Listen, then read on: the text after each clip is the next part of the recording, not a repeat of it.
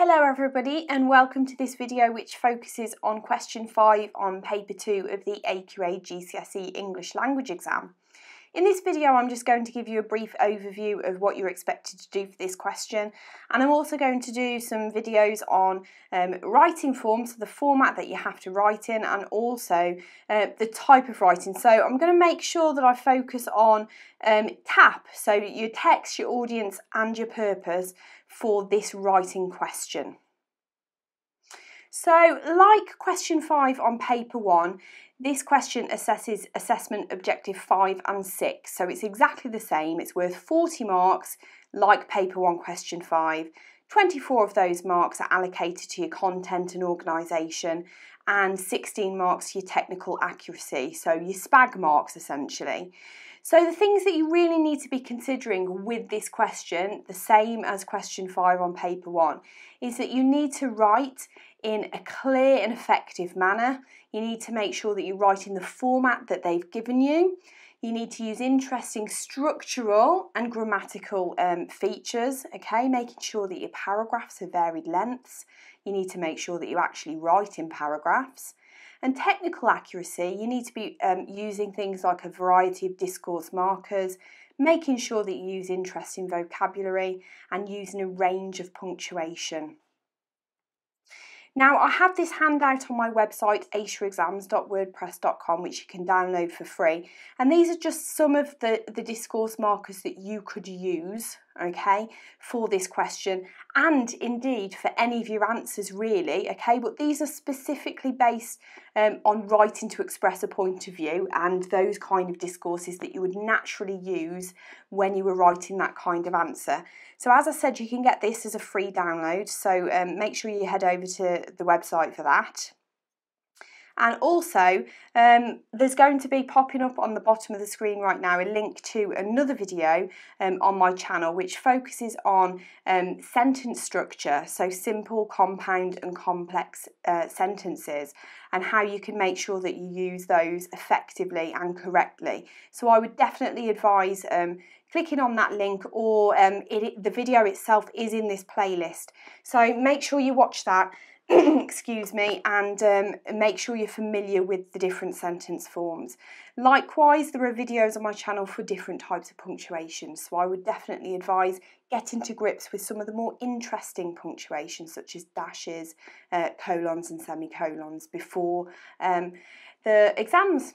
Okay, so question 5, the lowdown on this question is that the writing task will be linked to the theme or topic of the two sources that you've read. Now, it might not be specifically or explicitly linked, okay, but it will be linked in a way, okay. Now, I'm telling my students that if they wanted to, they could answer question 5 first, okay. That makes sure you get half of your exam marks out of the way, and it also makes sure that you actually allow enough time to answer this question. Okay, so if you wanted to do that, that would be fine, because although they are linked, the question is linked to the theme of the sources, you don't really need to have read those sources through in order to be able to answer this question. So it's entirely up to you what you prefer to do. Now, you'll be given a statement at the start of the question, and then the question follows on from that statement. And that statement will be controversial in that they want you to offer your own viewpoint, and that will be given to you explicitly, really.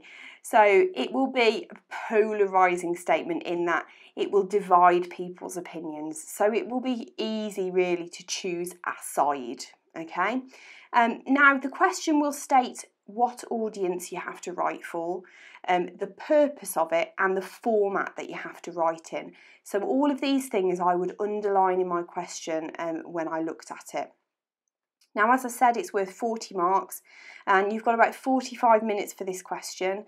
So as with question 5 on paper 1, I would allow 5 minutes planning, 35 minutes writing, and 5 minutes checking and changing. Okay, you need to use some of your linguistic features for this, okay, and read my rules is an easy way of remembering lots of different linguistic features, so check out my videos for read my rules.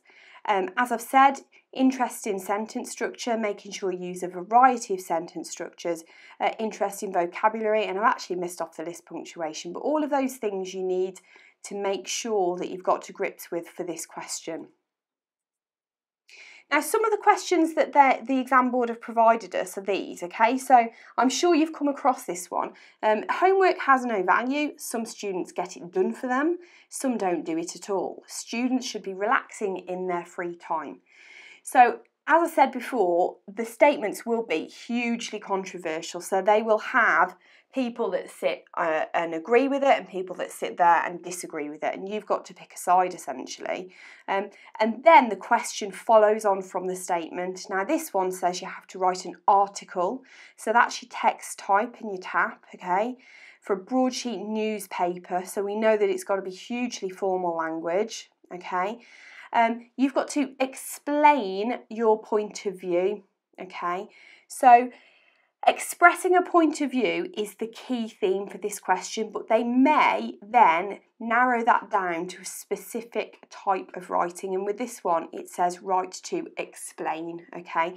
Now, explanation comes into any written point of view or any argument, so I'll go through in another video how we use these different types of writing within a writing to argue piece anyway, okay?